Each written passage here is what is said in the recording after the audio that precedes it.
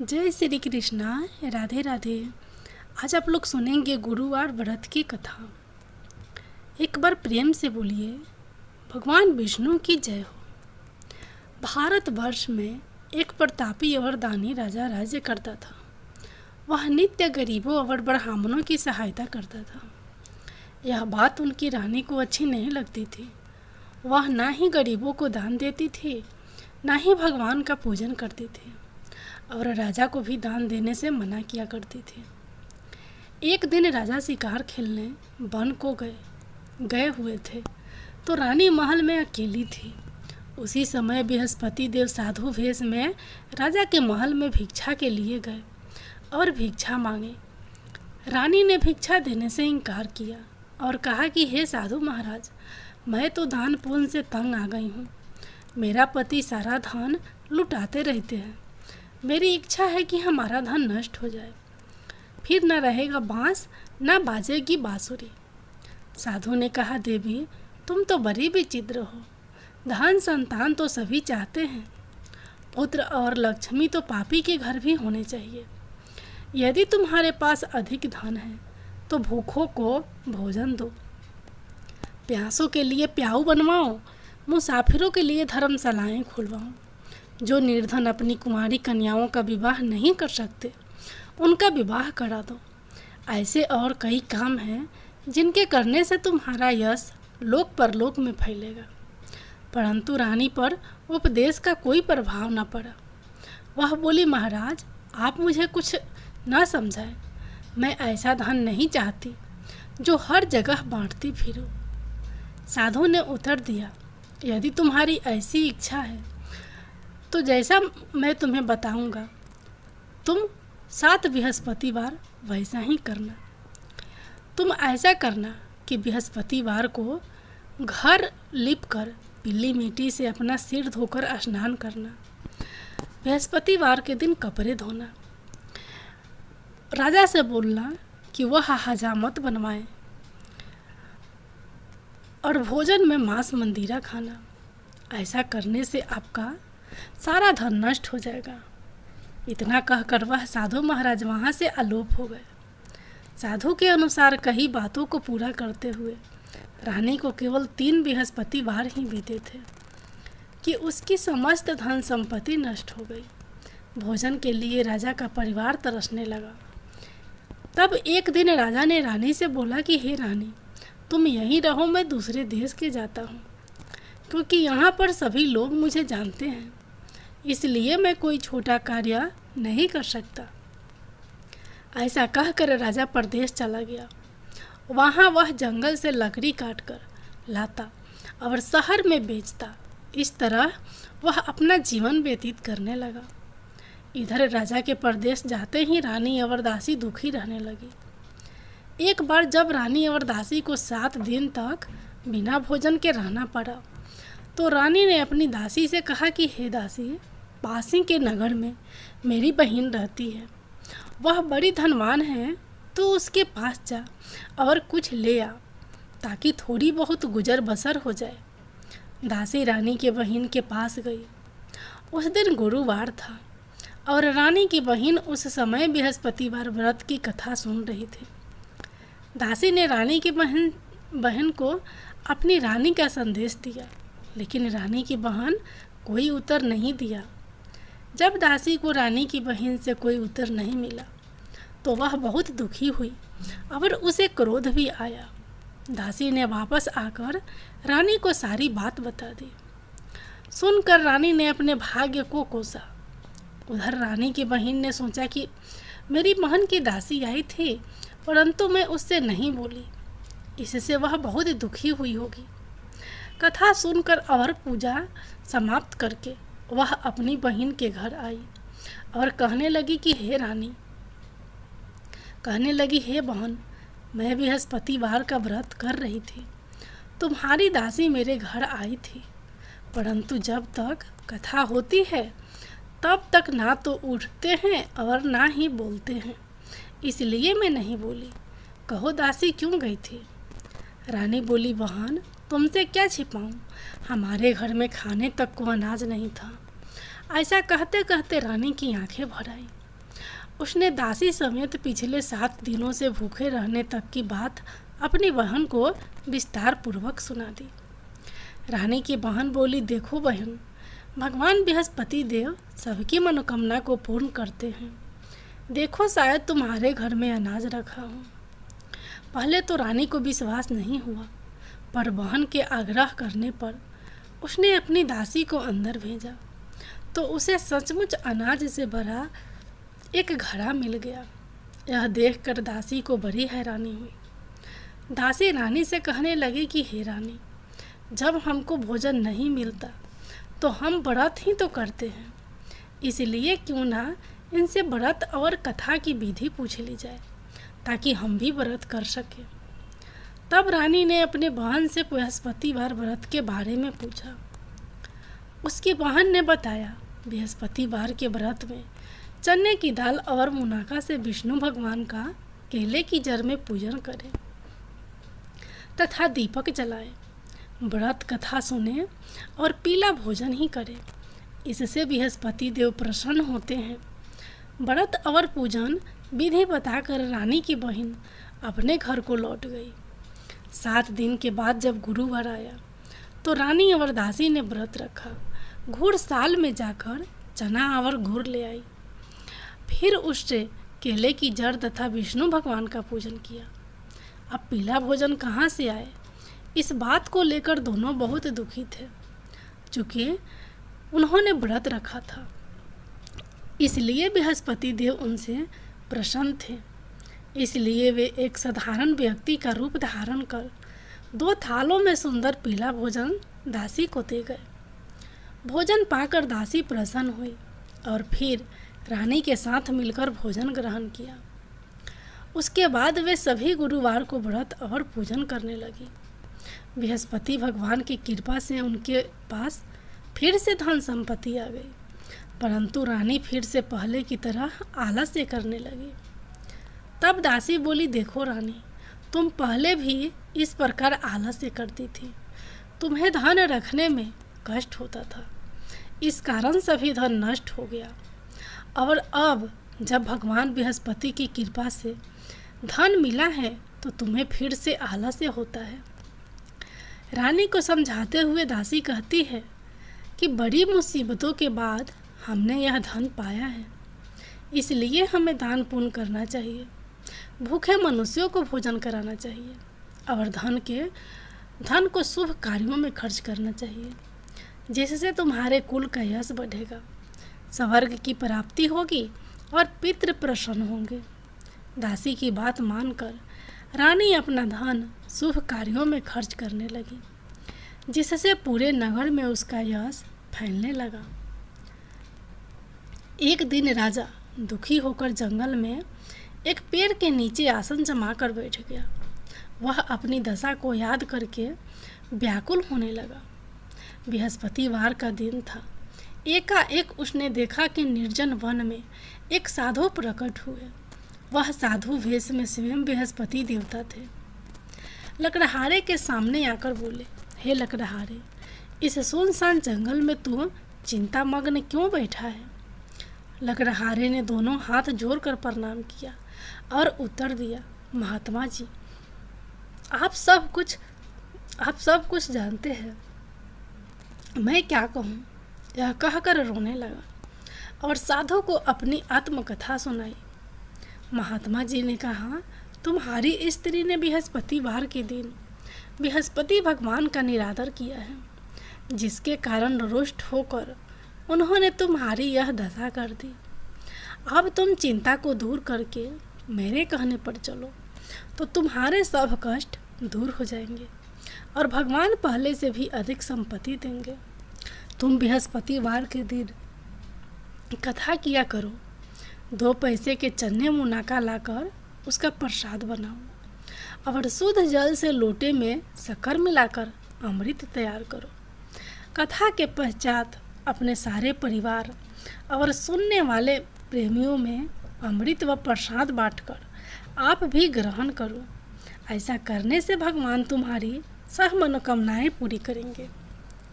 साधु के ऐसे वचन सुनकर लकड़हारा बोला, हे प्रभु, मुझे लकड़ी बेचकर इतना पैसा नहीं मिलता जिससे भोजन के उपरांत कुछ बचा सकूं।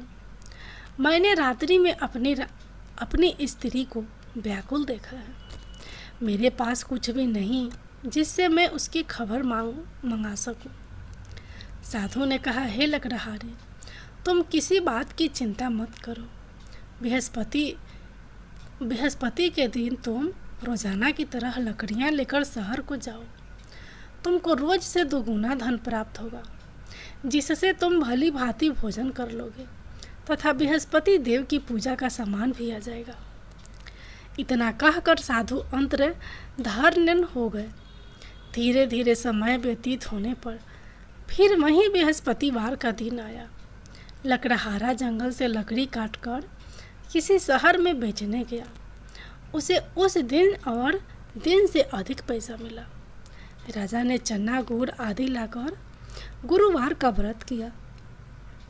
उस दिन से उसके सभी कलेश दूर हुए। परंतु जब दोबारा गुरुवार का दिन आया तो बृहस्पतिवार का व्रत करना भूल गया। इस कारण बृहस्पति भगवान नाराज हो गए। उस दिन उस नगर के राजा ने विशाल यज्ञ का आयोजन किया तथा शहर में यह घोषणा करा दी कि कोई भी मनुष्य अपने घर में भोजन ना बनावे, न आग जलावे। समस्त जनता मेरे यहाँ भोजन करने आवे। इस आज्ञा को जो ना मानेगा उसे फांसी की सजा दी जाएगी। इस तरह की घोषणा संपूर्ण नगर में करवा दी गई। राजा की आज्ञा अनुसार शहर के सभी लोग भोजन करने गए, लेकिन लकड़हारा कुछ देर से पहुंचा, इसलिए राजा उसको अपने साथ घर लिवा ले गए और ले जाकर भोजन करा रहे थे तो रानी की दृष्टि उस खूंटी पर पड़ी जिस पर उसका हार लटका हुआ था।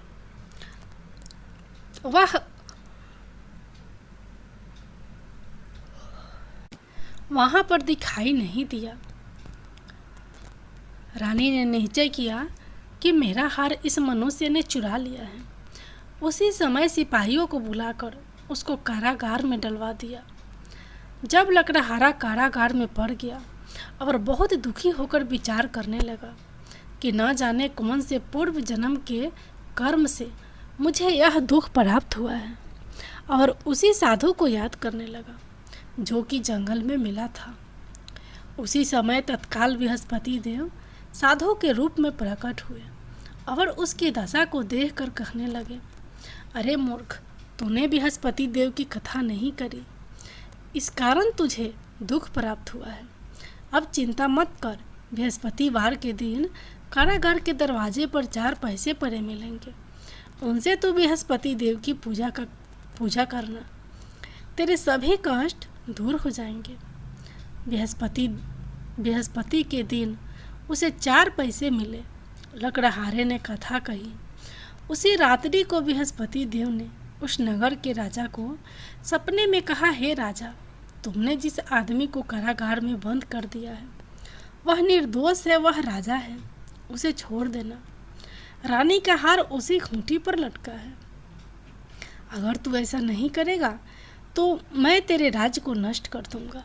इस तरह रात्रि के सपने को देखकर राजा प्रातः काल उठा और खूंटी पर हार देखकर लकड़हारे को बुलाकर क्षमा मांगी तथा लकड़हारे को योग सुंदर वस्त्र आभूषण देकर विदा कर दिया। बृहस्पति देव की आज्ञा अनुसार लकड़हारा अपने नगर को चल दिया। राजा जब अपने नगर के निकट पहुंचा तो उसे बड़ा आश्चर्य हुआ।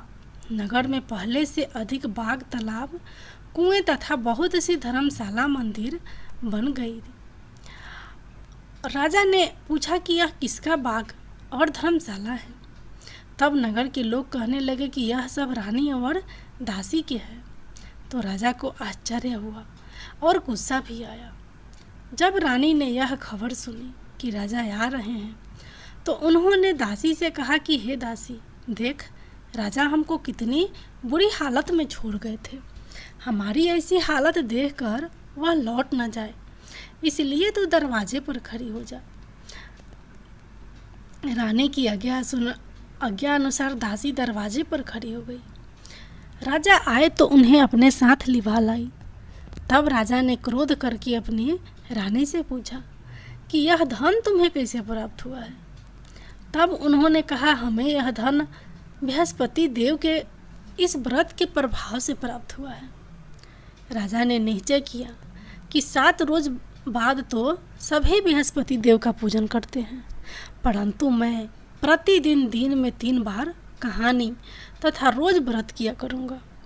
अब हर समय राजा के दुपट्टे में चने की दाल बंधी रहती तथा दिन में 3 बार कहानी कहता। एक रोज राजा ने विचार किया कि चलो अपनी बहन के यहाँ हो आवे। इस तरह निश्चय कर राजा घोड़े पर सवार हो अपनी बहन के यहाँ चलने लगा। मार्ग में उसने देखा कि कुछ आदमी एक मुर्दे के लिए जा रहे हैं। उन्हें रोक कर राजा कहने लगा, अरे भाइयों, मेरी बृहस्पति देव की कथा सुन लो। वे बोले, लो, हमारा तो आदमी मर गया है, इसको अपनी कथा की पड़ी है। परंतु कुछ आदमी बोले, अच्छा कहो, हम तुम्हारी कथा भी सुनेंगे। राजा ने दाल निकाली और जब कथा आधी हुई थी कि मुर्दा हिलने लग गया, और जब कथा समाप्त हो गई तो राम राम करके मनुष्य उठकर खड़ा हो गया। आगे मार्ग में उसे एक किसान खेत में हल चलाता मिला। राजा ने उसे देख और उससे बोले, अरे भैया, तुम मेरी बृहस्पतिवार की कथा सुन लो। किसान बोला, जब तक मैं तेरी कथा सुनूंगा तब तक 4 हरैया जोत लूँगा। जा अपनी कथा किसी और को सुनाना। इस तरह राजा आगे चलने लगा। राजा के हटते ही बैल पछाड़ खाकर गिर गए तथा किसान के पेट में बड़ी जोर से दर्द होने लगा। उस समय उसकी माँ रोटी लेकर आई। उसने जब यह देखा तो अपने पुत्र से सब हाल पूछा और बेटे ने सभी हाल कह दिया। तो बुढ़िया दौड़ी दौड़ी उस घुड़सवार के पास गई और उससे बोली कि मैं तेरी कथा सुनूंगी, तू अपनी कथा मेरे खेत पर चलकर ही कहना।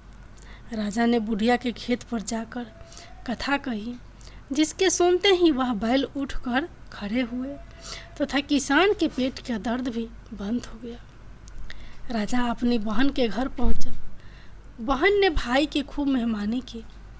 दूसरे रोज प्रातःकाल राजा जगा तो वह देखने लगा कि सब लोग भोजन कर रहे हैं। राजा ने अपनी बहन से कहा, ऐसा कोई मनुष्य है जिसने भोजन नहीं किया हो तो मेरी बृहस्पतिवार की कथा सुन ले। बहन बोली, हे भैया, यह देश ऐसा ही है कि पहले यहाँ लोग भोजन करते हैं, बाद में अन्य काम करते हैं। अगर कोई पड़ोस में हो तो देखकर आती हूँ। वह ऐसा कहकर देखने चली गई, परंतु उसे कोई ऐसा व्यक्ति नहीं मिला जिसने भोजन ना किया हो। अतः वह एक कुम्हार के घर गई जिसका लड़का बीमार था। उसे मालूम हुआ कि उनके यहाँ 3 रोज से किसी ने भोजन नहीं किया है। रानी ने अपने भाई की कथा सुनने के लिए कुम्हार से कहा। वह तैयार हो गया। राजा ने जाकर बृहस्पतिवार की कथा कही, जिसको सुनकर उसका लड़का ठीक हो गया। अब तो राजा की प्रशंसा होने लगी। एक रोज राजा ने अपनी बहन से कहा कि हे बहन, हम अपने घर को जाएंगे, तुम भी तैयार हो जाओ। राजा की बहन ने अपनी सास ने कहा चली जा, परंतु अपने लड़कों को मत ले जाना, क्योंकि तेरे भाई के कोई औलाद नहीं है। बहन ने अपने भैया से कहा, हे भैया, मैं तो चलूँगी पर कोई बालक नहीं जाएगा। राजा बोला, जब कोई बालक नहीं चलेगा तब तुम ही क्या करोगी जाकर। बड़े दुखी मन से राजा अपने नगर को लौट आया। राजा ने अपनी रानी से कहा, हम निसंतान हैं, हमारा मुंह देखने का धर्म नहीं है और कुछ भोजन नहीं किया। रानी बोली, हे प्रभु, बृहस्पति देव ने हमें सब कुछ दिया है, वह हमें औलाद अवश्य देंगे। उसी रात को बृहस्पति देव ने राजा के सपने में आकर कहा, हे राजा, उठ, सभी सोच त्याग दे, तेरी रानी गर्भ से है। राजा की यह बात सुनकर बड़ी खुशी हुई। 9वें महीने में उसके गर्भ से एक सुंदर पुत्र पैदा हुआ। तब राजा बोला, हे रानी, स्त्री बिना भोजन के रह सकती है, पर बिना कहे नहीं रह सकती। जब मेरी बहन आवे तुम उससे कुछ कहना मत। रानी ने सुनकर हाँ कर दिया। जब राजा की बहन ने यह शुभ समाचार सुना तो वह बहुत खुश हुई तथा बधाई लेकर अपने भाई के यहाँ आई। तभी रानी ने कहा, घोड़ा चढ़कर तो नहीं आई, गधा चढ़ी आई। राजा की बहन बोली, भाभी मैं इस प्रकार ना कहती तो तुम्हें औलाद कैसे मिलती। बृहस्पति देव ऐसे ही हैं, जैसे जिसके मन में कामनाएं हैं सभी को पूर्ण करते हैं। जो सद्भावना पूर्वक बृहस्पतिवार का व्रत करता है एवं कथा पढ़ता है अथवा सुनता है, दूसरों को सुनाता है, बृहस्पति देव उसकी सभी मनोकामना पूर्ण करते हैं। भगवान बृहस्पति देव उसकी सदैव रक्षा करते हैं। संसार में जो मनुष्य सद्भावना से भगवान जी का पूजन व्रत सच्चे हृदय से करते हैं तो उनकी सभी मनोकामनाएं पूर्ण करते हैं। जैसी सच्ची भावना से रानी और राजा ने उनकी कथा का गुणगान किया था, उनकी सभी इच्छाएं बृहस्पति देव जी ने पूर्ण की थी। इसलिए पूर्ण कथा सुनने के बाद प्रसाद लेकर जाना चाहिए। हृदय से उनका मनन करते हुए जयकारा बोलना चाहिए। बोलो बृहस्पति देव की जय हो, भगवान विष्णु की जय हो।